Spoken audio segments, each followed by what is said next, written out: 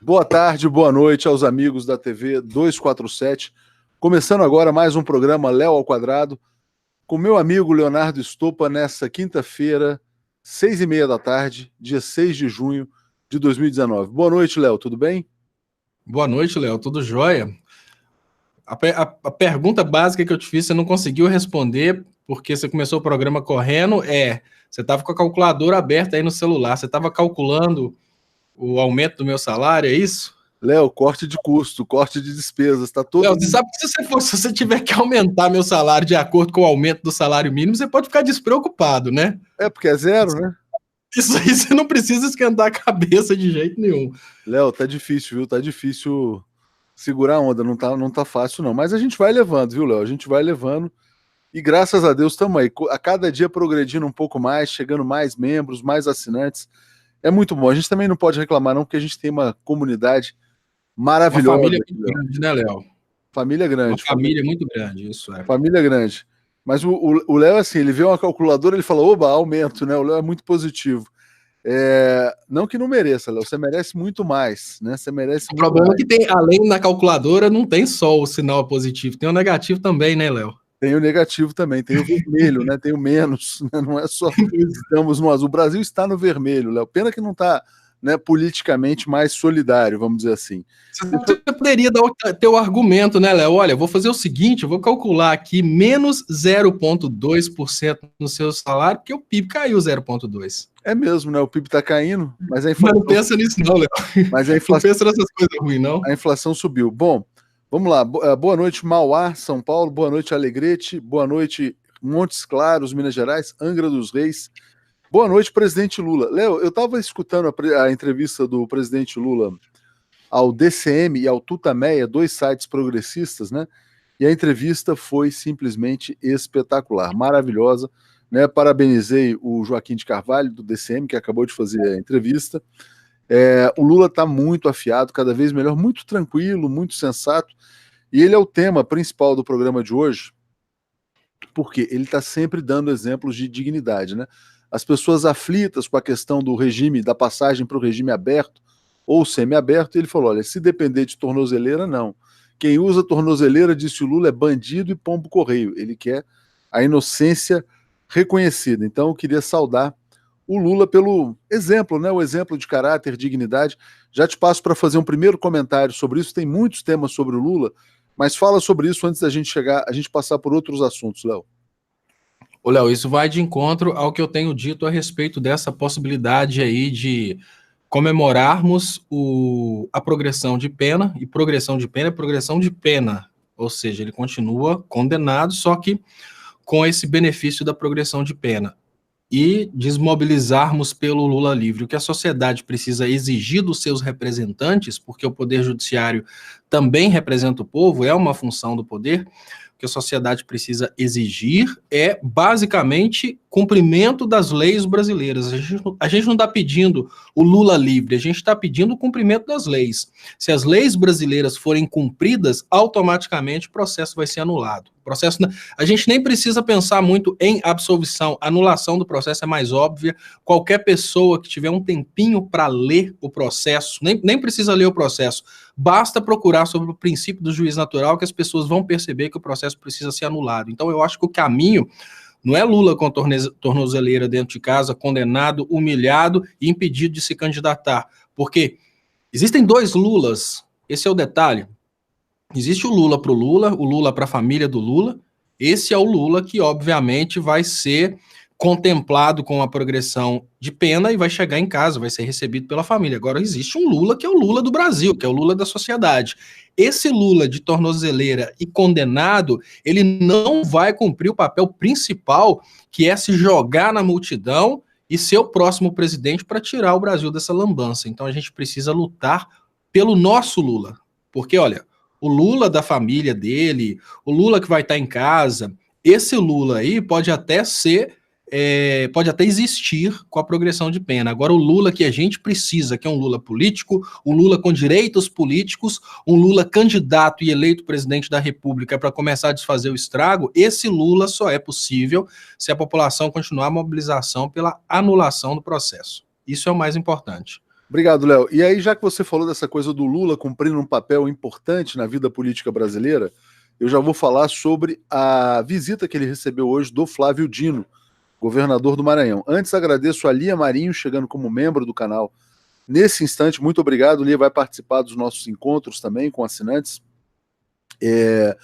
Mas o Dino visitou o Lula hoje, assim como a Luciana, que é vice-presidente do PCdoB e é presidente do PCdoB e vice-governadora de Pernambuco, né? E o Dino saiu dizendo, olha, o Lula ainda tem muito a fazer pelo Brasil. Tem muita, né? Tem muito para queimar, para dar, para oferecer ao povo brasileiro. Essa foi a percepção do Flávio Dino. Então a dúvida que fica é se o Lula poderá ser o próximo presidente do Brasil ou se o Lula será o grande conselheiro do próximo presidente do Brasil, que também já seria grande coisa, já ajudaria muito a tirar o Brasil desse atoleiro. Léo, como é que você vê essa visita do Flávio Dino? A Mônica fala, Léo, convida Flávio Dino para um encontro aqui em Recife. Já está convidado, está checando a agenda, né? Eu acho que a gente vai ter muita gente boa, a gente está fechando toda a programação e vai ter um show musical belíssimo, né? Então posso assegurar que quem participar do evento vai ter uma surpresa musical que eu acho que será inesquecível. Mas passo para o Léo comentar sobre a fala do Flávio Dino. Se eu estiver lá, eu vou cantar Raul, hein? Você vai Mas, cantar Léo... Você vai cantar Raul? Tiver... Léo, hein? Na hora que o povo gritar, toca Raul, eu vou cantar Raul lá. Ô, Léo, não há dúvidas que o Flávio Dino talvez seja o melhor governador da história do Brasil. Não há dúvidas. Não há dúvida que o Flávio Dino, à frente da presidência da República, faria um trabalho fantástico. Certamente conseguiria levar o Brasil a uma prosperidade muito maior do que liberais à frente do poder. Não há dúvidas. O que me amedronta um pouco é que a direita, e eu nem digo direita, né? Eu digo o entreguismo, o esquema do bolsonarismo, do aecismo, eles trabalham em certos pilares. Eles utilizaram a desmoralização que eles fizeram contra Dilma. O povo brasileiro não percebe uma crise mundial. O povo brasileiro olha para o governo Dilma e imagina que realmente houve ali uma incompetência da Dilma, que o problema foi a Dilma. Não, a gente não teve crise mundial, a gente não teve redução de consumo de produtos brasileiros ao redor do mundo, a gente não teve redução do valor das commodities brasileiras, não. É a Dilma que foi incompetente. Apesar de todos esses fatores, o que a emissora de televisão brasileira e os demais veículos, os principais veículos do Brasil mostraram, é que a Dilma não foi competente. Eu volto a dizer, a mesma Dilma que fechou o primeiro mandato com o menor desemprego da história do Brasil. Dizem que ela não foi competente. A Dilma que deu uma renúncia fiscal para que o consumo externo fosse substituído pelo consumo interno e manteve a indústria funcionando, manteve a empregabilidade alta. Não, essa Dilma foi incompetente aos olhos dessa sociedade hipócrita brasileira que apoia o bolsonarismo. Apesar de todos os fatores mostrando que a Dilma fez um trabalho fantástico no momento de extrema crise do capitalismo, a gente precisa admitir que o trabalho que a mídia brasileira fez contra a Dilma foi muito forte. E aí surge um pilar de propaganda do entreguismo, que é a teoria do poste. Usaram isso contra o Haddad e, obviamente, usariam isso contra qualquer candidato indicado pelo Lula. Há dúvidas que eu votaria no Flávio Dino? Não. Não há dúvidas que eu votaria no Haddad novamente, indicado pelo Lula, obviamente. O detalhe é que existe uma fragilidade no candidato indicado pelo Lula, e essa fragilidade é a construção dessa ideia de que a Dilma foi indicada pelo Lula e foi incompetente. A partir daí, eles criam essa teoria do poste, e isso, apesar de não funcionar comigo, com você e com quem está assistindo esse programa, funciona com grande parte do eleitorado. Esse é o medo que eu tenho. Por isso eu acho que garantir o Brasil de volta aos trilhos progressistas é garantir a elegibilidade do Lula, é a anulação do processo.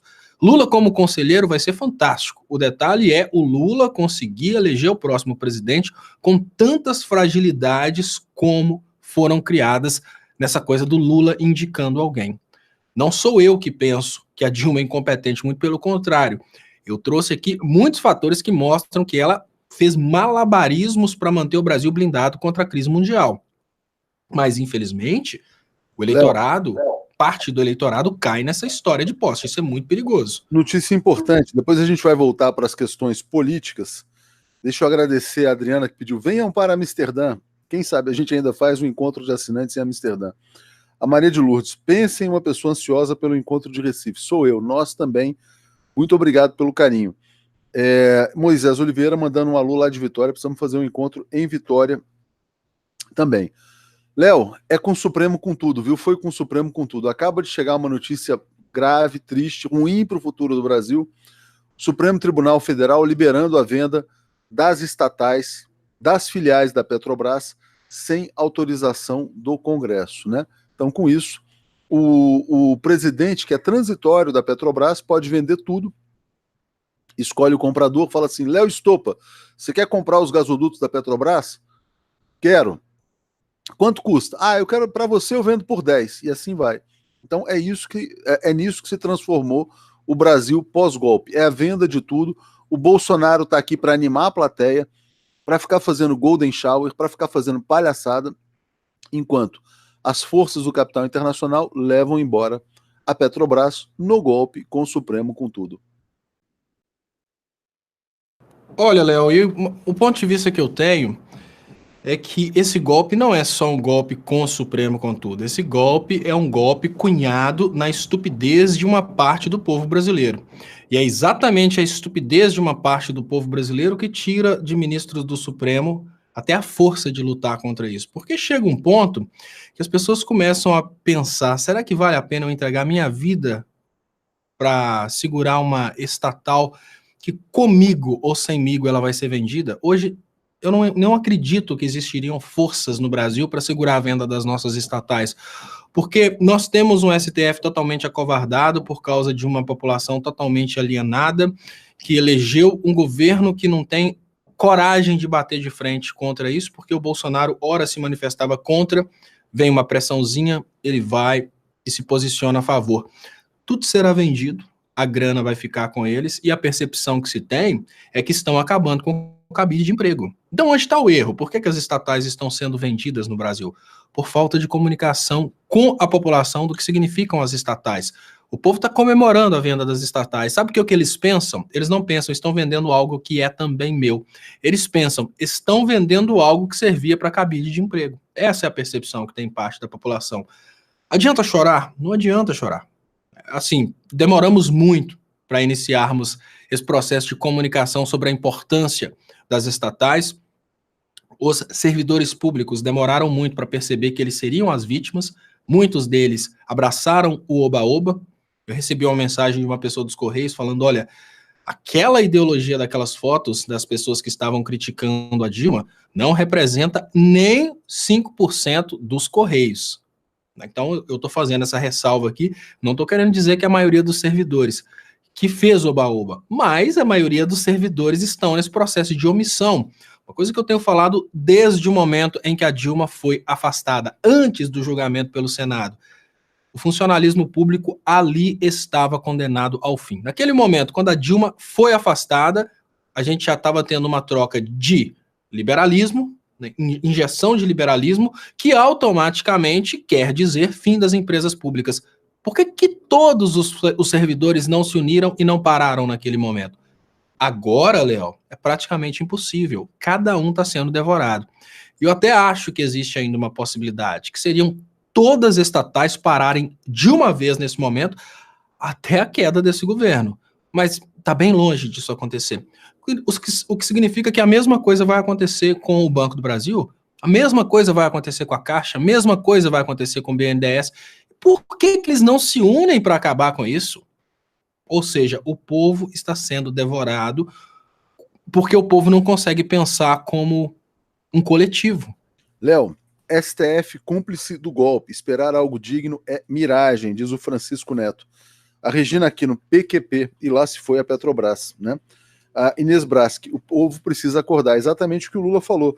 Porque as pessoas também ficam cobrando tudo do Lula. O Lula falou, olha, o povo tem que acordar, o povo tem que lutar pelos seus direitos, especialmente os mais humildes. O Lula fez a parte dele, o Lula fez o melhor governo da história. Está dando exemplo de dignidade, né? Teria vencido a eleição. Agora, esperar que o Lula preso possa fazer o que outras pessoas deveriam estar fazendo, cadê os sindicatos? Cadê os petroleiros? Né? Cadê todo mundo? Então, Petrobras está indo embora. Agradeço aqui ao Roberto Frank, que está mandando um superchat neste momento. todas, assim, Léo, o que está acontecendo no Brasil é uma vítima abatida, uma presa abatida. Imagina então, né, você imagina aquelas hienas predadoras, o Brasil era um animal vistoso, foi abatido, levou uma mordida no pescoço, já comeram toda a carne, né, todos os músculos, está sendo desossado. Não vai sobrar nada. O Brasil vai virar uma... Né, realmente, assim, o que vai sobrar para o Brasil? Como disse o Lula na entrevista, será que os empregos que vão sobrar para os brasileiros é entregador de pizza? Né? É entregador de coisas de aplicativo? Então, quer dizer, não vai ter mais Petrobras. Outra notícia hoje, Léo. A Embraer está anunciando que vai fazer uma fábrica, sabe aonde? Chuta. Onde que vai ser a próxima fábrica da Boeing? Não sei, Léo, na China? Não, nos Estados Unidos. Não é mais no Brasil. Né? Então o Brasil colocou bilhões e bilhões em investimentos na Embraer para a Embraer fazer fábrica nos Estados Unidos, porque agora ela se chama Boeing Commercial, né? Então o Supremo Tribunal Federal, reitero aqui para quem não viu, está liberando a venda sem critério de qualquer empresa da Petrobras. Isso significa gasolina barata gasolina cara para os brasileiros, diesel caro, e os caminhoneiros também, né, entraram pelo cano. Todo mundo entrou pelo cano. Salles está dizendo: Rússia e China são protagonistas mundiais porque aproveitaram as crises capitalistas refletidas em duas grandes guerras. Espero que o Brasil aproveite sua chance, mais uma, após a Terceira Guerra Mundial. Talvez, pode ser que o Brasil se salve depois da Terceira Guerra Mundial. O Brasil realmente se deixou destruir pela elite. Se houver uma guerra, uma Terceira Guerra Mundial, Léo, China e Estados Unidos, pode ser que sobre uma beirada para o Brasil, e aí a gente sai dessa era da grande vergonha que é o governo Bolsonaro. Sandrinha, vamos ser honestos, poste é o Bozo, adivinha quem vai chegar à quem vai chegar à presidência? Cancela a eleição, Lula livre candidato. Léo, eu dei uma entrevista para a CCTV, vou até tentar publicar no fim de semana, foi bem legal, que é a televisão chinesa, e no final estava batendo um papo com os chineses, né? Eles soltaram um livro branco sobre a questão da guerra comercial China e Estados Unidos. Você sabe que eles estão... eles admitem a possibilidade de uma terceira guerra mundial, eles acham que essa escalada do Trump, que começa com guerra mundial, pode levar a um conflito militar no futuro, porque os Estados Unidos não aceitam perder a supremacia. Os Estados Unidos já recolonizaram o Brasil já virou território dos Estados Unidos, o exemplo é o Supremo entregando a Petrobras, né? Estão ali atacando o México, imigração, atacando a União Europeia, o Trump prometendo um grande acordo para a Inglaterra, mas eles não têm, mesmo com tudo isso, eles podem perder o protagonismo para a China e para a Rússia. Você acha que existe o risco de uma terceira guerra mundial, Léo? Antes da gente voltar ao tema Lula? Léo, eu tenho errado muitas previsões. Eu não acredito nessa possibilidade. Eu acredito que guerras acontecem só quando uma parte é hipossuficiente em termos de tecnologia nuclear. Eu não acredito na possibilidade de uma guerra mundial entre países que possuem tecnologia nuclear, não. Mas isso é só uma crença. Claro que pode acontecer. Eu não acredito nessa possibilidade. Uma guerra nuclear, ela não deixa... Vamos pensar quem são os controladores do mundo. São milionários, famílias milionárias de banqueiros que querem ter qualidade de vida. O único planeta que eles têm para morar é esse. Uma guerra nuclear entre China e Estados Unidos deixaria grande parte do planeta inóspito e ia, obviamente, destruir muito a estrutura dessas pessoas. Então, o que seria possível? Olha, um banqueiro precisa do petróleo de determinado país árabe, utiliza sua influência para fazer os Estados Unidos iniciarem uma guerra contra esse país. Um banqueiro quer o petróleo da Venezuela, utiliza sua influência para fazer os Estados Unidos iniciarem uma guerra contra a Venezuela. Agora, uma guerra entre dois países com tecnologia nuclear, isso é praticamente suicídio das duas, né, de todas as partes envolvidas. Então, eu não acredito. Mas é mais ou menos igual aquela coisa de fantasma. Eu não acredito, mas que existem. Imaginando então, o Trump como um grande maluco mundial, será que o Trump não está para o Império Americano como Nero estava para o Império Romano, Léo? Acho que não. Eu acho que o Trump, ele é muito oba-oba, e esse oba-oba dele assusta o mundo, mas ele tem feito um trabalho interno, ou seja, dentro dos Estados Unidos, pros Estados Unidos, ele tem feito um trabalho muito alinhado com os interesses dos trabalhadores americanos, inclusive essa guerra comercial contra a China, que é uma estupidez sob o aspecto globalista mundial, mas sobre o aspecto dos interesses do povo americano, acaba sendo uma coisa sensata. Olha, peraí, por que vamos comprar produto? Hã? Nem tanto, porque eu publiquei várias matérias, a gente viu as matérias da CCTV, tem várias empresas americanas hoje que dependem muito de matérias-primas chinesas, né? Quando eles não têm mais os fornecedores chineses, eles têm que produzir mais caro e aumentar o preço. Eles não conseguem aumentar o preço, demitem, perdem mercado. Então não é tão simples. É complicado. Efeito colateral, Léo. Efeito colateral, claro. Eles fazem uma previsão de que, olha, por exemplo, o próprio Brasil está vivendo hoje efeito colateral. Ah, se tirar a Dilma, o PIB dobra, né? A previsão era essa.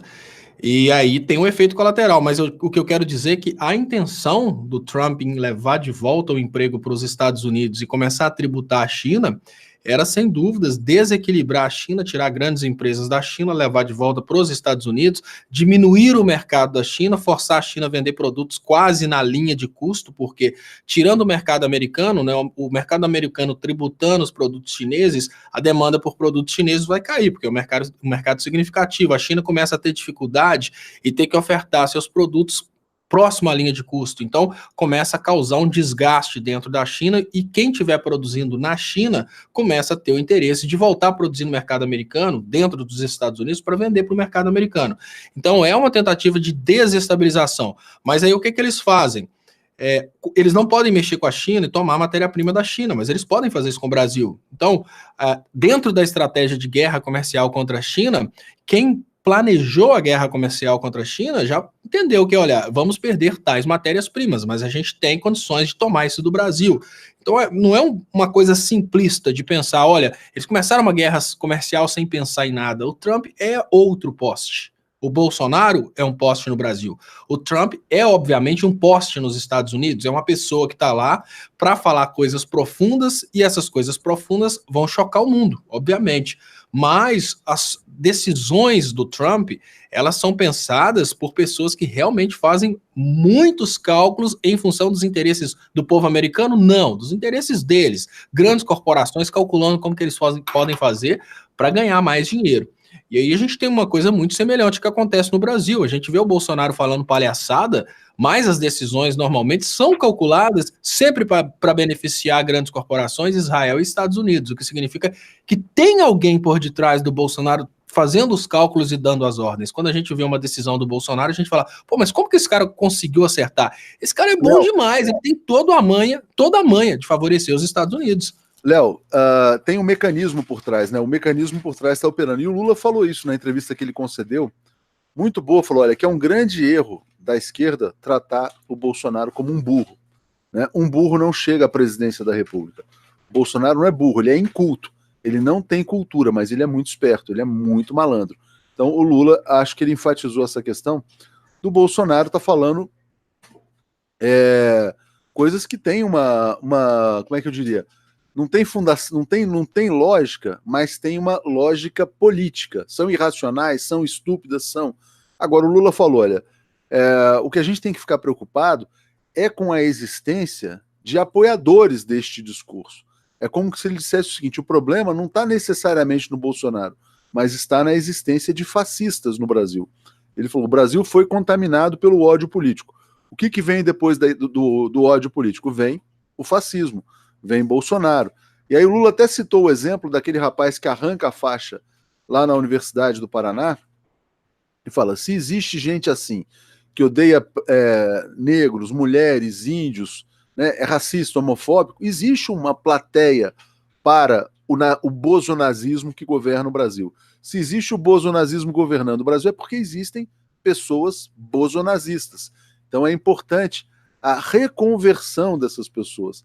Né? Depois do ódio, da intoxicação, do envenenamento, o Brasil só vai se salvar.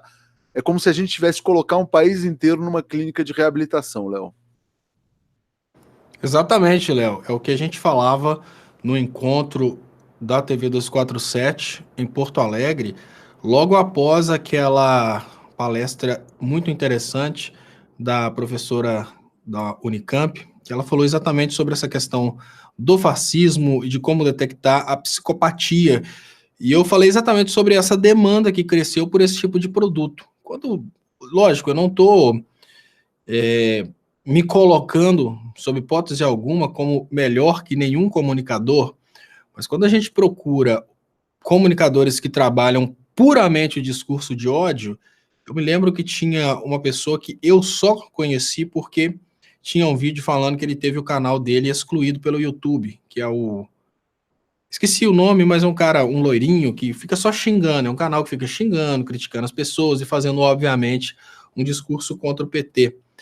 Depois que o canal dele foi excluído, ele montou um outro canal e parece que com 3 dias ele já tinha 400 mil inscritos no canal dele. A gente pensa, olha, eu faço um trabalho sério, um trabalho fundamentado na academia, eu estou me esforçando de todas as formas para fazer o melhor para o país, para distribuir amor, vamos pensar assim, distribuir esperança, distribuir conhecimento, e eu estou puxando a cachorrinha no crescimento do canal, passo dificuldade financeira, obviamente. Essa pessoa só transmite ódio, não tem fundamentação acadêmica nenhuma, é só ódio, xingos e palavrões, e por isso que ele teve até, me parece que o canal dele foi excluído por isso, não sei, e o canal dele, depois de excluído, ele renasceu para 400 mil inscritos em um dia, porque tem demanda. Aí se o cara faz uma live, você percebe lá doações de 200 mil reais, ou seja, não só tem demanda, tem amor ao trabalho que ele faz. Agora, imagine uma pessoa que está ali destilando ódio contra os outros, que está xingando, está brigando, e essa pessoa está recebendo doações de 200 mil reais. Pera, quem doa 200 mil reais para uma pessoa que está simplesmente fazendo um discurso de ódio? Isso é uma personalidade que cresceu muito no Brasil. E eu chamei a atenção durante o evento do 247, as pessoas não perceberam, mas a gente tem uma demonstração de uma pessoa que se adaptou muito bem a esse modelo de discurso e deu certo, o Danilo Gentili. O Danilo Gentili não estreou com esse estilo. Ele foi percebendo que o brasileiro gosta do ódio, que o brasileiro gosta da sátira, gosta da covardia contra o próximo. Então, se você pega o trabalho do Danilo Gentili há muito tempo atrás, era um trabalho de quase jornalismo. Ali ele foi indo para o lado da destruição do próximo. Você sabe, Léo... E olha, só para complementar isso aí, Léo, esse caso do Danilo Gentili, para as pessoas refletirem. Numa palestra, o Danilo Gentili apontou para o público e falou, vocês me fazem assim. Vocês... Aí ele foi e falou, por exemplo, se eu disser aqui que a Preta Gil é gorda, todo mundo vai rir, todo mundo riu. Tá vendo? Vocês gostam desse tipo de coisa. O próprio Danilo Gentili fala isso. Interessante. Ele fez um filme, dizem que é um filme muito ruim, chamado Como Ser o Pior, mas acho que é Como Ser o Pior Aluno da Classe e Se Dar Bem, ou seja, é o culto à ignorância, o culto à malandragem. O Bolsonaro representa isso. Como ser escro e se dar bem, né? O Luiz Barnabé tá mandando aqui um superchat também, né? Então, obrigado aqui ao Barnabé. A Lena tá dizendo tosco, né? Então, realmente é isso. As pessoas criaram esse público do ódio. A Veja, Léo, ela se tornou prisioneira do discurso de ódio. Ela foi alimentando o ódio ao Lula, ela cria um público fascista. E aí depois, quando ela tenta sair do fascismo, o público não deixa. É por isso que a gente percebe muito nas redes sociais muitos ataques, por exemplo, ao Reinaldo Azevedo, né? A figuras que eram da direita e vão desembarcando da direita. É o que aconteceu com o Vila, né? O Vila deixa de ser bozonazista e vira só um cara de direita radical e apanha muito dos bozonazistas. Por quê? Porque eles criam o público do ódio extremo, né?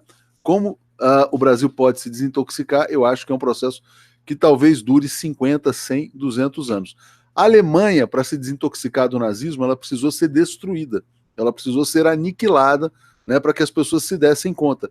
E aí as pessoas iam lá nos campos de concentração e diziam, não consigo acreditar que Hitler fazia isso. Fazia, né? Será que algum dia vão ter que descobrir, né, a história real do clã Bolsonaro?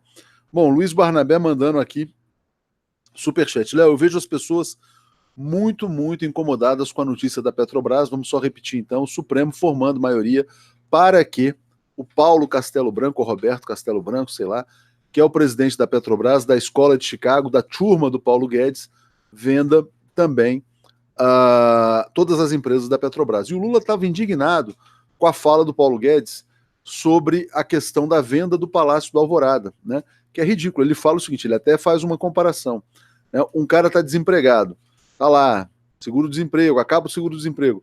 ele chega para a mulher, vamos vender a geladeira, o micro-ondas? Não, ele tem que arrumar um trabalho, ele tem que arrumar uma renda. Não é vender patrimônio, porque isso não funciona. Aqui, Fernanda dizendo, vi mais compartilhamentos sobre o bafão do Neymar do que a entrevista do Lula, da militância de esquerda. Inclusive, a militância de esquerda discutindo mais o caso Neymar do que a entrevista do Lula. Mas o caso Neymar, Fernanda, é um caso importante, né, porque envolve a questão de violência contra a mulher, o Bolsonaro se posicionou ao lado do Neymar, o Bretas também se posicionou ao lado do Neymar. Eu não tenho elementos para julgar, né, mas eu acho que a carreira do Neymar está profundamente abalada. Léo, o que você tem a dizer sobre o caso Neymar? Léo, quem que é Neymar? Jogador da seleção brasileira. Ele é candidato? Ele... Não estou entendendo o que tem o caso Neymar. Não, o Neymar é acusado de estuprar uma jovem. E o presidente da República foi lá prestar solidariedade ao Neymar. O Bretas também está dizendo que nem sempre a parte mais frágil é a vítima. O Bretas sugeriu, o Bretas sugeriu que o Neymar pode ser vítima da jovem que o acusa de estupro. Convido o Neymar para o próximo encontro da TV 247, Léo. Ele é um cara legal? Não tô. Você está fazendo brincadeira, Léo. Não estou falando disso. Léo, eu tenho uma coisa. Eu vou falar sobre o caso Neymar, sim. Assim, as pessoas têm me pedido para falar sobre o caso Neymar. Eu tenho muito nojo desse cara, sabe por quê? Esse cara representa para mim o pior tipo de ser humano presente na face da Terra, que é o cara que veio da pobreza e quando ele conseguiu se aproximar dos ricos, ele abandonou completamente os mais humildes. É um cara que fez campanha pro Aécio, é um cara que tudo que ele puder fazer para dar um tombo e não pagar os impostos, olha, o Neymar é rico porque a sociedade pobre gosta de assistir futebol. E é por causa da sociedade pobre que assiste futebol que a gente tem patrocínios que enriquecem o Neymar. Mas ele é incapaz de ter um pouco de dignidade com a sociedade pobre. Ele quer liberalismo, ele quer fugir de pagar os próprios impostos, ele quer absolutamente tudo de ruim para os mais pobres. Então ele, para mim, é o pior lixo humano que existe na face da Terra. Mas se eu falasse qualquer coisa a respeito do caso, eu estaria me contradizendo, porque durante todo o período em que eu participei nessa sociedade como comunicador, eu falei da importância de um julgamento e a importância daquela premissa de que alguém só pode ser considerado culpado depois de um trânsito julgado, uma sentença penal condenatória. Então, eu acho que primeiro os elementos têm que ser trazidos, depois dos elementos analisados e realmente um julgamento, não um julgamento de Sérgio Moro, porque aí a gente sabe que o Neymar, obviamente, está solto, está absolvido, mas depois de um julgamento justo, aí sim a gente tem condição de criticar o caso Neymar, porque eu tenho muito medo de julgar o Neymar pelo que o Neymar é e não pelo fato acontecido. Se eu for julgar o Neymar pelo que ele é, eu vou obviamente falar, ele está culpado. Mas ele não tem que ser julgado pelo lixo humano que ele é, ele tem que ser julgado pelo acontecido. E pelo acontecido, somente o Neymar, a menina e obviamente Deus vão ter condições de dar uma palavra concreta sobre o que aconteceu, mas a gente confia naquilo que a gente tem de melhor na investigação criminal para poder chegar aí no mais próximo da verdade. Léo, deixa eu agradecer aqui de novo, Luiz Barnabé. Você falou muito bem sobre essa questão do Neymar. Assim como o Neymar não pode ser condenado por antecipação, ele também não pode ser inocentado por antecipação, porque tanto o Bolsonaro quanto o Bretas o inocentaram, sugerindo que ele é vítima de uma aproveitadora, vamos dizer assim.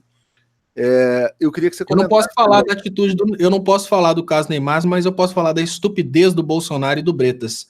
Se posicionar antes de receber uma investigação da polícia a respeito do fato, nesse caso eu acho extremamente incabível para um juiz de direito e para o presidente da República. Eu acho que se manter neutro, ainda que você tenha ali dentro um amigo, um apoiador, se manter neutro nessas horas é importantíssimo, porque você não estava lá, você não sabe o que aconteceu. Por que você vai se posicionar só porque é seu amigo? Aí a gente vê a parcialidade dessas pessoas. O Bretas se mostra claramente incapaz de ser juiz no momento em que ele se mostra imparcial quando tem um amigo dele na parada, assim como o Bolsonaro mostra que ele não tem capacidade de governar uma nação quando ele se posiciona a favor do amigo dele sem saber do que aconteceu. Eu acho que agora o máximo que a gente vai conseguir chegar perto da verdade é o inquérito policial, então vamos esperar o inquérito policial. Se posicionar nesse momento é tomar partido pelo fato do Neymar ser seu inimigo ou pelo fato do Neymar ser seu amigo. Eu acho ele um lixo humano, mas sobre o fato, sobre o caso, eu não tenho condição de falar se seria uma menina aproveitadora, se seria um estuprador, se seria uma agressão, se seria uma jogada de uma chantagista. Todos esses elementos que estão surgindo aí, essas possibilidades, para mim são só possibilidades que apenas Deus e os dois têm condições de definir. Se posicionar nesse momento é uma estupidez muito grande para um presidente da República e para um juiz de direito. Jornalista não, cada um tem sua opinião, isso é natural. Povo não, cada um tem sua opinião. Agora um juiz, um presidente, isso é horrível. Isso sim é horrível. Muito bem colocado, Léo. Vou aqui passar para o Olair Severo de Oliveira, né, que fez um comentário dizendo: Neymar não é nada. As pessoas de esquerda nunca falam desse cara. Mas essa nova cadeira dá ao Estopa uma pose de comandante Kirk, Léo. Você é o comandante Kirk. Léo, é o seguinte, vamos falar de um outro caso policial que passa aí pelas Minas Gerais. Você torce pro Cruzeiro ou pro Atlético, Léo? Não sei, tem que torcer para algum? Tem preferência? Você tem mais como eu nunca tive esse costume de gostar de futebol, eu nunca... Assim, eu só sei que eles ficam julgando, um ganha do outro, aí o pessoal fica gritando e tal, mas eu torço pros dois. Você torce pros dois, então beleza. Você podia falar que você torce pro América. Quando o cara não quer falar que torce para nenhum, nem pro outro, pode falar, sou América, ou sou Ponte Nova. Né? Mas, Léo, é o seguinte, o Cruzeiro é presidido pelo Zezé Perrella, né? E o Zezé Perrella botou no conselho do Cruzeiro uns policiais. O que faziam esses policiais? Eles vazavam investigações da Polícia Federal para o Perrella, né? E o Perrella repassava estas informações para, adivinha? Aécio. Não, pro Aécio sim, mas não pro Aécio diretamente, para a Andréia Neves, né? Então esse caso estourou ontem. E o mais interessante, Léo, a Polícia Federal fez uma operação contra o esquema Neves, vamos dizer assim, na Polícia Federal, ou o esquema Perrella. E sabe qual que é o nome que eles deram para a operação? Não. Operação Escobar. Escobar é uma operação alusiva ao Pepe Escobar. Será que a Polícia Federal está dizendo que o Zezé Perrella e o Aécio Neves são traficantes quando batizam uma operação com o nome Escobar? Lembrando da história do Helicoca. 400... Não só traficante, né? Como sendo um mega chefão intocável. Né? Mega chefão intocável. Que, então, eu queria que você falasse do Perrella, Léo, porque eu morei em Belo Horizonte de 97 a 2001. E todo mundo falava, não, essa história desse Perrella é muito estranha. Porque eles tinham loja de... Não era frigorífico, eles não eram donos de frigoríficos. Eles eram mais açougueiros mesmo, eles tinham uns açougues aí em Belo Horizonte. E de repente vira presidente do Cruzeiro, essa potência toda. O Cruzeiro virou um time que comprava e vendia todo mundo, tinha muito dinheiro sempre no Cruzeiro. Será que o Perrella... Será que eu falei... Desculpa, se eu falei Pepe Escobar é porque eu gosto muito do Pepe Escobar. É Pablo Escobar. Pessoal, gente, pelo amor... Perdão, Pepe Escobar. É Pablo Escobar. É que o Pepe eu falo tanto, aliás, eu vou falar com o Pepe semana que vem. Então, Pablo Escobar. Perdão. Tem que pedir desculpas pessoalmente depois, Léo. Pessoalmente. Então, Léo, você acha que o Perrella é o Pablo Escobar brasileiro? O APF acha isso? O que está acontecendo? Léo, eu acho que eles estão mirando no Pablo Escobar, que é o abominável Homem das Neves. Olha só, essa questão dos crimes cometidos em Minas Gerais é uma questão de união e companheirismo, Léo. Quem é de Minas sabe muito bem, você está tentando entender o que acontece, que essas pessoas conseguem ter esse crescimento patrimonial digno de Flávio Bolsonaro, né? Como assim? O camarada era pobrinho de uma hora para outra, vira uma potência econômica. O povo de Minas sabe uma coisa que talvez tenha vindo aí das ideias do Tiradentes, de tentar dividir as riquezas mineiras com o povo e não mandar para a coroa portuguesa. O povo de Minas, os políticos mineiros, eles aprenderam que a melhor forma de incentivar é dividir. Os políticos mineiros, eles têm uma tradição que é o seguinte: olha, eu vou fazer um esquema de corrupção com aquele camarada ali. Se ele for bom, eu divido com ele. O Nilton é um cara que soube fazer isso e conseguiu ficar bem rico por causa disso. Ali o cara foi e fez um esquema ali, deu R$1 milhão. O político mineiro, ele não pensa duas vezes em premiar o cara que tem a manha de fazer coisa errada e trazer dinheiro. Então, todo mundo que se aliou ao abominável Homem das Neves conseguiu ficar bem rico. Não é só o Perrella. O Perrella ficou famoso, obviamente, por causa da questão de ser um presidente de time de futebol. Isso faz o cara ficar famoso, aí ele conseguiu ser eleito senador e tudo mais. Mas não é só o Perrella. O Perrella é uma das pessoas que, por ter se associado de uma forma muito siamesa com o abominável Homem das Neves, conseguiu todo esse poder. E é lógico que para manter um poder desse inabalável, você precisa de ter pessoas dentro da Polícia Federal.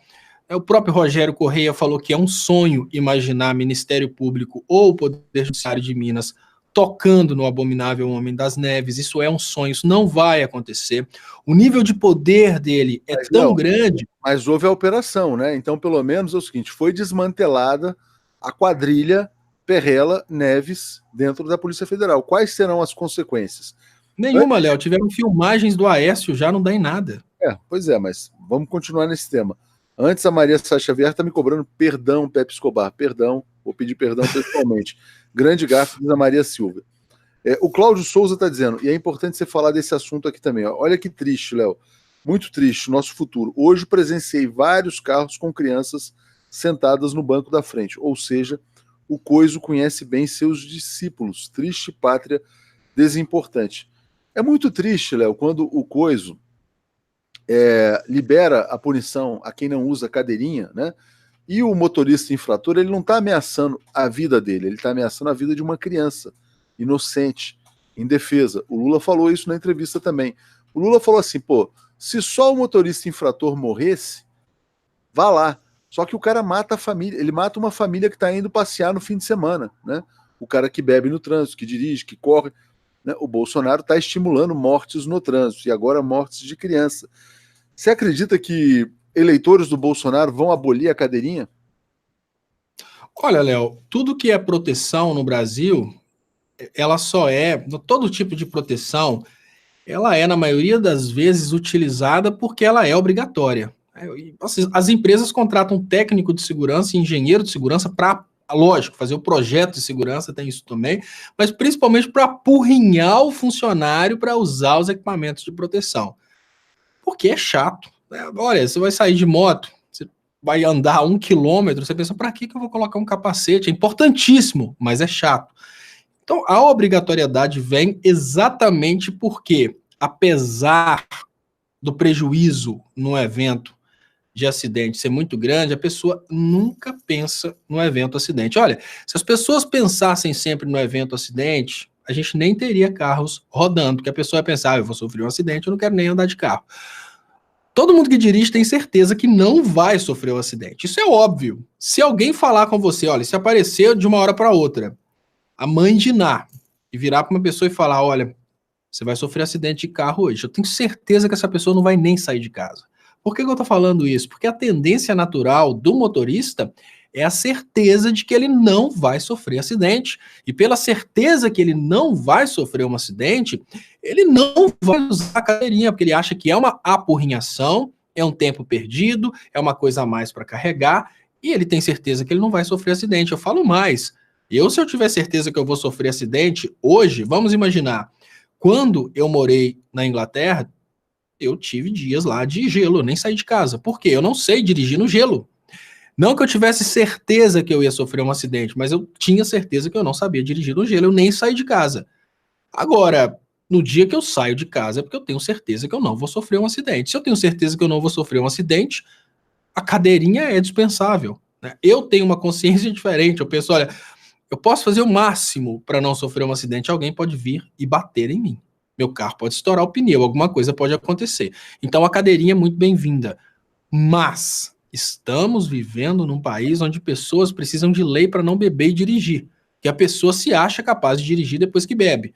Estamos vivendo num país em que as pessoas trabalham com produtos químicos pesadíssimos e tentam enganar o pessoal da segurança do trabalho escondendo a máscara. Algumas pessoas colocam a máscara mal colocada para não ter o trabalho de respirar pela máscara, ou seja, as pessoas estão suicidando achando que estão enchendo a paciência do engenheiro de segurança do trabalho. As pessoas colocam o cinto e não clipam o cinto, deixam o cinto só caído em cima do corpo para enganar o policial. Claro que elas não vão usar a cadeirinha. A cultura nossa é de imaginar que o mal não vai acontecer. Por isso que o mal acontece, e quando acontece, causa danos. Léo, e o Lula lembrou a história do cinto de segurança, né? Todo mundo achava chato usar. As pessoas só começaram a usar o cinto quando a multa, a punição ficou alta para quem não usasse cinto de cadeirinha, né? Então, realmente, ó, o que diz o Manuel Gomes, olhem só que lindo, criancinhas voando pelas janelas dos carros acidentados. Nova ideia do capetão. Pois é, o Brasil é governado pelo capetão, que agora incentiva mortes de crianças no trânsito. E eu vou falar um negócio aqui mais uma vez, eu sei que algumas pessoas são contra esse posicionamento meu, mas eu queria só falar para efeito de reflexão. Por que ele não toca no assunto de luz baixa durante o dia nas estradas?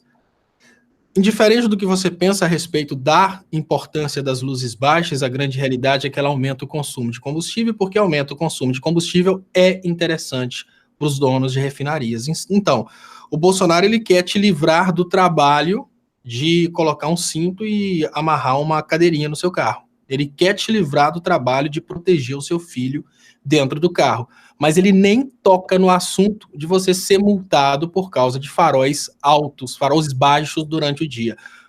Aí a gente vê que a intenção dele não é com o ser humano, a intenção dele é puramente financeira. Faróis baixos durante o dia geram lucro para os produtores de combustíveis. A cadeirinha não. Olha aqui, o Bolsonaro, Léo, foi para Buenos Aires hoje. E mais vexame, mais vexame. O Bolsonaro não sabe falar português, né? Ele não é burro. Ele não é burro, ele é inculto. Se ele fosse burro, ele não seria presidente da República, né? Então ele fez lá um vídeo, ele falou lá, ele deveria ter falado, eu conclamo o povo argentino, ele quer que votem no Macri, né, que quebrou a Argentina. Ele queria dizer, eu conclamo o povo argentino a votar pela liberdade. Aí ele falou, eu conclomo, ele inventou o verbo conclomar. Depois ele falou, eu canclomo, ele inventou o verbo canclomar. Eu conclomo, eu canclomo. Ele não conseguiu. Tu canclomas. Ele não conseguiu falar eu conclamo, né? E as pessoas falavam tanto da Dilma, agora tem que aguentar o Bolsonaro, que é incapaz de falar na própria língua portuguesa, Léo. É muito triste o que está acontecendo no Brasil. Eles canclomaram, tá ok? Exatamente. E aí os argentinos falaram, porra, esse cara preside o Brasil, como é que pode, né? Eu acho que assim, é um exemplo negativo tão grotesco, tão gritante no mundo, né? Que eu acho que o candidato da Cristina Kirchner já está eleito, o Alberto Fernandes. É só dizer, não, o candidato do Bolsonaro é o Macri. É só falar, o Macri tá com o cara do eu conclamo, eu canclomo. Né? Então, realmente, é triste, viu, Léo? É um cancro, Léo. Eu acabei de ler aqui. Como diz aqui o Gustavo, o Gleison Ramos vai queimar ainda mais o filme do Macri. É um cancro, né? E, evidentemente, foi alvo de protestos. Os argentinos rechaçaram a presença do Bolsonaro. Mas, Léo, a gente precisa falar mais do Lula, né? Léo, tá aqui, ó. Tu conclamarás o povo pela saída do Bolsonaro. Eu conclamo isso desde o primeiro dia. Eu acho que cada dia a mais de Bolsonaro é um dia de destruição do Brasil, né? Eu sou a favor do impeachment desde o dia em que ele tomou posse, né? Eu acho que ele não tem decoro para ser presidente da República, essa é a minha posição. Mas veio o Mourão. Bom, o Mourão é outro problema, veremos depois. E o Mourão também mostrou que ele não está muito capacitado para ser presidente, não, porque ele falou que o problema do Macri é não ter sido suficientemente neoliberal, não ter feito as reformas na velocidade correta. Ou seja, o Mourão, se ele está achando que o Macri é a solução, ele deve achar que o Paulo Guedes é a solução. Então estamos mal, Léo. O Brasil está muito mal. O Brasil está dominado, né, Léo? O Brasil virou colônia dos Estados Unidos, infelizmente. É isso que está acontecendo. Mas precisamos falar do ex-presidente Luiz Inácio Lula da Silva. Por quê? Hoje foi manchete da Folha de São Paulo a descoberta de que a defesa do ex-presidente Lula foi espionada pelo ex-juiz Sérgio Moro. 14 horas de gravação foram feitas. Então, nesse sentido, eu te peço para comentar a espionagem, e agora a defesa do Lula pede, evidentemente, a anulação da sentença porque as provas são ilegais. Fala, Léo. Então, Léo, eu já falei várias vezes sobre esse caso do desrespeito à defesa do Lula. Isso é talvez um dos maiores pilares do fim do Estado Democrático de Direito no Brasil, porque a advocacia é um serviço essencial da justiça. No primeiro evento desse tipo, quando falaram pela primeira vez sobre os grampos no escritório dos advogados do Lula, eu fiquei imaginando, olha, a OAB, um órgão tão poderoso, poderia ter simplesmente dado o grito. A advocacia no Brasil para enquanto esse juiz não sair da magistratura, porque sem advocacia não tem justiça. Mas, no entanto, a OAB, naquele momento, ela não queria se posicionar a favor do escritório que estava defendendo aquele ex-presidente que era o rechaçado pela mídia brasileira.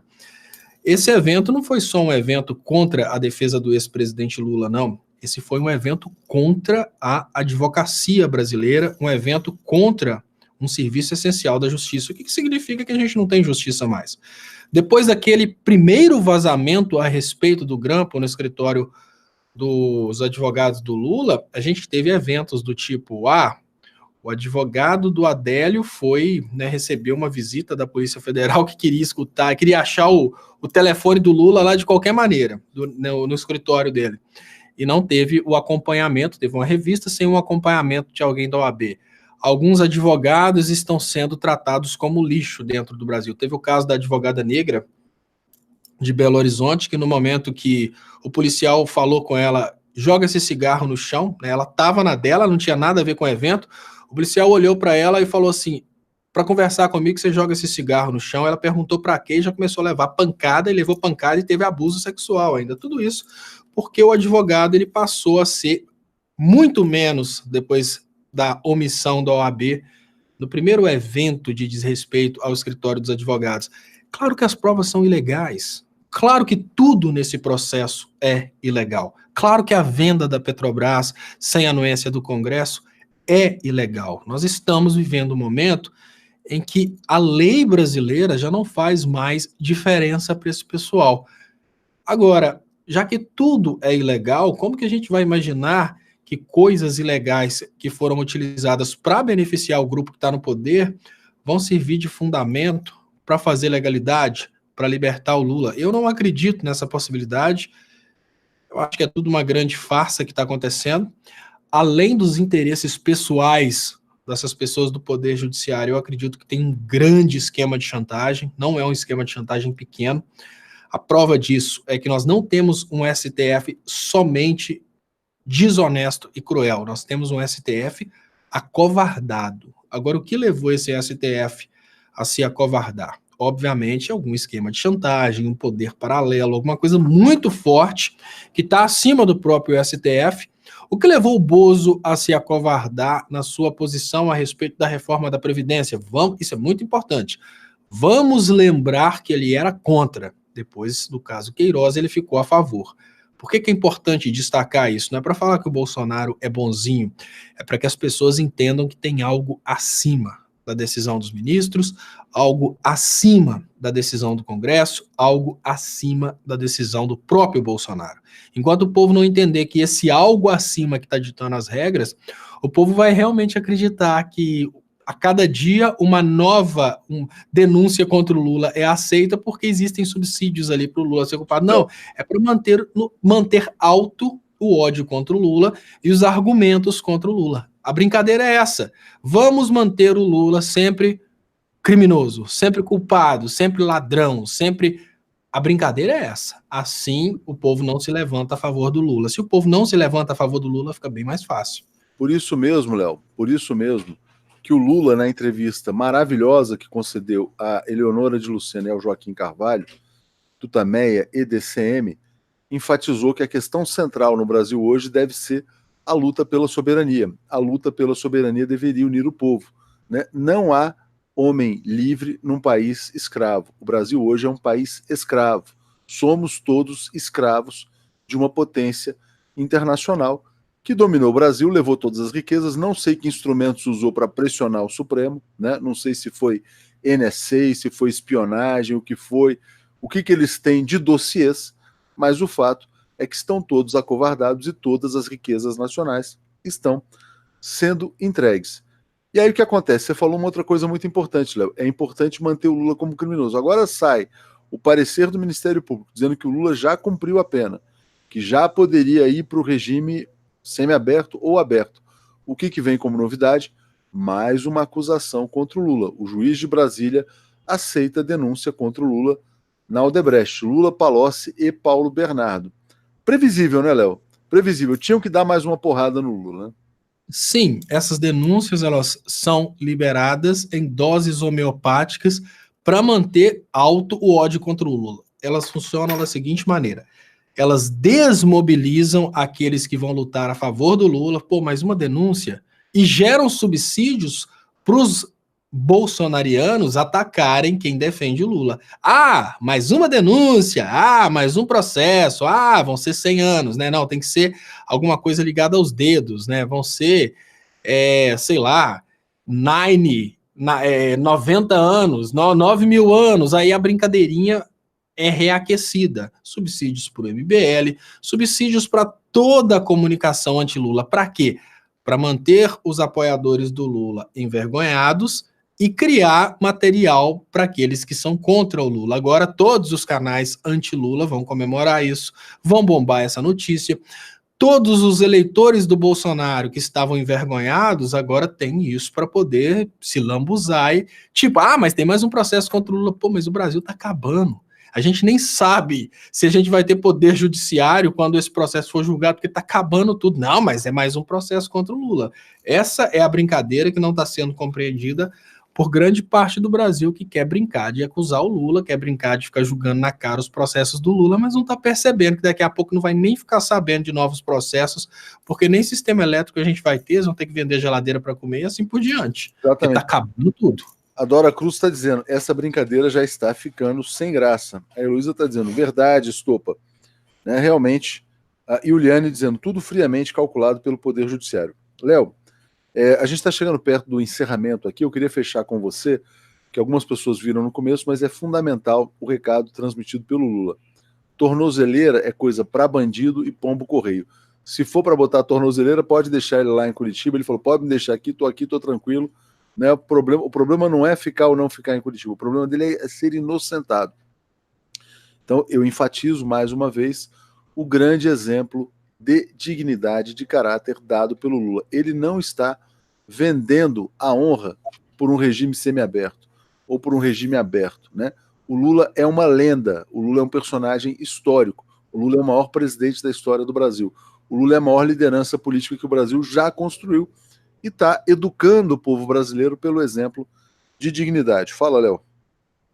Pois é, exatamente. E o Lula não se torna Lula livre através da progressão de pena. Isso é uma isca, né? Isso é um petisco que está sendo utilizado aí para acalmar a esquerda, porque eles perceberam exatamente o que está acontecendo por causa da prisão do Lula. As pessoas estão percebendo o que está acontecendo. A pergunta básica de e o Temer? E o Aécio? Né? E agora, e o Queiroz? E o Flávio Bolsonaro? Não, mas prenderam o Lula. Então o povo está percebendo o que está acontecendo. Existe uma possibilidade do Lula ir para casa, né, voltar para sua família, mas não voltar para o povo brasileiro, porque o Lula, em progressão de pena, ele é um Lula inelegível, ele, em progressão de pena, ele é um Lula que provavelmente não vai poder fazer manifestações políticas, ele não vai para casa simplesmente para ficar dentro de casa e ali poder fazer tudo o que ele faria se tivesse livre. Não, ele vai ter restrição de liberdade. E essas restrições de liberdade vão tirar de nós, brasileiros, o Lula. Ele, obviamente, vai ter a vida pessoal de volta, mas a vida pública, ela vai ser, sem dúvidas, podada por essa restrição de liberdade aí da progressão de pena. Então, eu acho que o Brasil não pode desmobilizar, e eu acho que agora está muito clara a intenção desse povo, e agora, com essa oportunidade da venda dos ativos da Petrobras, que já é o prelúdio da venda de tudo que sobrar, a gente precisa mobilizar, primeiramente, o funcionalismo público e, na sequência, mobilizar o resto dos trabalhadores para acabar com isso, porque senão eles vão acabar com a gente. É isso aí, gente. Cláudio Alves está dizendo: não acho que haja nada pressionando o STF, nada, exceto a covardia e a falta de caráter de 7 ou 8 de seus ministros. Tá levando bronca aí, Léo? Não, é o vizinho aqui que tá xingando aqui, porque o carro tá na garagem dele. O Baldo está dizendo: Lula só aceita sua progressão de pena sem restrições de liberdade. Foi o que ele disse ontem. Léo, não briga com o vizinho. Agora você sabe que estão liberando revólver, arma, né? As pessoas vão ficar violentas. Vai acontecer mais tragédia no Brasil. Infelizmente, é importante, né, que agora... Mas, Léo, eu tô no interior das Minas Gerais, aqui os vizinhos é tudo bom. Ah, tá bom. Vai que É o cara... o contrário, o vizinho aqui é bom. Aí ele fala, a Jennifer falou assim, o Ailton tá perguntando se pode usar a sua caminhonete. Ah, ele quer usar seu carro. Aí tudo bem, você tem que ser gente... Não, mas ele quer usar provavelmente que tá na garagem da porta dele, aí ele quer pegar e descer com ela. Ele brincou, posso usar? É a brincadeira dele, deve ser. Achei que você estava usando a garagem do cara. Bom, é mais ou menos isso. Léo, eu queria te agradecer muito, batemos nosso horário aqui, vamos fechar com 1 hora de programação. A Ana Soares está dizendo, vai dormir, Léo. Não sei se está falando para mim ou para você. Eu estou cansado, talvez você esteja cansado também. É porque eu não tenho dormido esses dias, Léo. Aí eu chego sempre com assim, eu tenho o olho um pouco fechadinho. Aí as pessoas ficam percebendo que eu tô com o olho um pouco fechadinho, assim, elas já estão traumatizadas. Falou, ele dormiu, eu abri a boca, tá vendo? E o Só João de pensar nessa possibilidade. João Barbosa disse que já está no clima de festa junina. O Léo hoje veio preparado para brincar quadrilha, né? Léo, é o seguinte, você tem feito um trabalho fantástico, realmente, de conscientização do povo brasileiro, né? O Lula mandou esse recado da importância da conscientização, né? De abrir a mente diante do ódio, e você não pode desistir, você tem que continuar na sua persistência. Água mole em pedra dura, tanto bate até que fura. A gente não sabe se na hora que furar vai ter Petrobras, se vai ter outras coisas, se vai ter trabalho no Brasil, mas não desista nunca, porque seu trabalho é belíssimo, Léo. Mas alguém buzinou pra você que eu tô transformando meu canal em um canal de gamer, Léo? É isso que você tá falando? Não, você fez isso? Tô transformando, aqui já tem a cadeira. Não, nem brinca, Léo. Você tem muita coisa Agora para trazer para o povo brasileiro. é porque tem agora um mercado, uma fatia do mercado de gamer pros coroa, pros tios de 40 anos. Ah, é? E agora eu tô indo pra esse mercado aí. Então tá bom. Léo, obrigado a você, obrigado a todos. Sério, né, Léo? Deixa eu fazer aquele apelo para que todos sejam membros ou assinantes. Assinantes em Brasil247.com/apoio e membros do lado do botão inscreva-se. Muito obrigado, gente. Vamos dar uma força aqui para a TV 247 e para o canal do Estopa também, que está crescendo muito. Valeu, Léo. Valeu, Léo. Muito obrigado. Eu volto às 10h30 com o Léo Estopa ao vivo. Grande abraço. Até mais. Bom, é isso aí. Valeu.